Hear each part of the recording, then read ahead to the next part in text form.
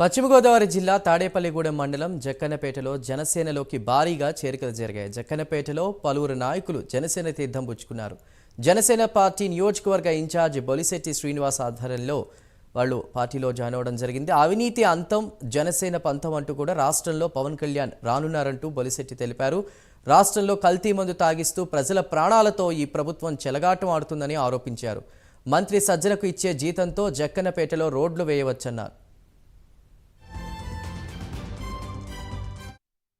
Party కుటుంబ సభ్యులుగా join అవుతున్నటువంటి జన సైనికులకు వేరుమేడందరూ స్వాగతం పలుకుతూ ఇంత పెద్ద ఎత్తున ఘన స్వాగతం ఏర్పాటు చేసిన మీ అందరూ కూడా శిరస్సు ఉంచి నమస్కరిస్తూ వేదిక పెద్దలు మిత్రులు తోట గోపి గారికి, ఆడపల్లి నారాయణమూర్తి గారికి, టౌన్ ప్రెసిడెంట్ వత్తలపల్లి కాశీ గారికి ఎందుకు జాయిన్ అవ్వాలి, జనసేన పార్టీ ఏం చేస్తుంది అనేది ముందుగా మనం తెలుసుకోవాల్సిన అవసరం ఉంది.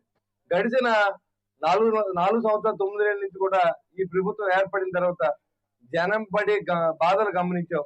ఇవాళ ఎన్నిసార్లు కరెంటు బిల్లు పెంచారు, రైతులు కూడా మీటర్లు పెడతా ఉన్నారు. పక్కన ఇవాళ రైతులకు ఒక ధాన్యం, ఒక ఎరువులు బస్తా కొనాలంటే ఇది వరకు ఉన్న రేట్ ఎంత, ఇప్పుడు రేట్ ఎంత కూడా మీరు గమనించండి.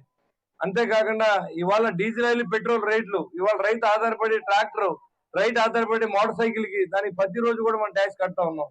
ఈ డబ్బులన్నీ ట్యాక్సుల రూపంలో పీడించి వసూలు చేస్తా మరి అవి పేద పేదలకు ఇచ్చేటువంటి మరి నవరత్నాలని దొంగ రత్నాల పేరు చెప్పి ఈ రాష్ట్రాన్ని లూటీ చేసినటువంటి వ్యక్తి జగన్మోహన్ రెడ్డి. ఇన్నిసార్లు కరెంటు బిల్లు పెంచిన వ్యక్తి ఎవరు లేరు. అంతేకాకుండా నిత్యావసర వస్తువులు రేట్లు ఆకాశాన్ని అంటే మరి అలాంటి పరిస్థితుల్లో మేము మళ్ళీ పల్లెటూర్లకు వచ్చి మేము ఓట్లు అడుగుతాం, మళ్ళీ మేమే నెగ్గుతాం అని మీరు ఎలా చెప్తారో కూడా నాకు అర్థం అవ్వదు. ఎందుకంటే వాళ్ళు ఒక పక్కన ఎరువులు రేట్లు పెంచారు, రైతులకి మీటర్లు పెడతా ఉన్నారు.